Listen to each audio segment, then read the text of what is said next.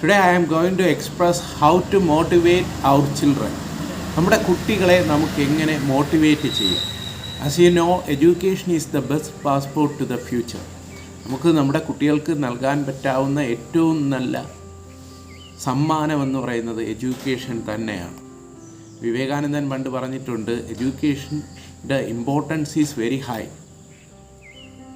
Education is not the amount of information that is put into the brains of a child, but it is the manifestation of perfection already in man.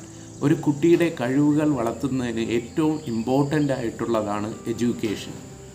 അതുപോലെ reading habit is very important.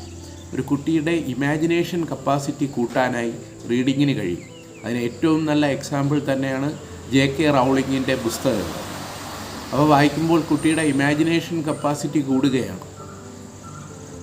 ഒരു school തുറക്കുന്നവൻ 1000 ജയിലുകൾ അടയ്ക്കുന്നു എന്ന് പറഞ്ഞത് Victor ഹ്യൂഗോയാണ്. That is the importance of education in our daily life. Maths പ്രോബ്ലവും മറ്റുമൊക്കെ ചെയ്യുമ്പോൾ ഒരു കുട്ടിക്ക് നമ്മൾ കറക്റ്റായിട്ടുള്ള ആൻസർ ആണെങ്കിൽ നമ്മളൊരു വെരി ഗുഡ് ഒരു സ്റ്റാറോ കൊടുക്കുമ്പോൾ that will give A positive motivation. 100% positive motivation. നമ്മൾ വിചാരിക്കും വളരെ സിമ്പിളാണ്, ഒരു ഗുഡ് കൊടുത്താൽ എങ്ങനെയാണ്. That will increase his confidence. Thank you for your valuable time.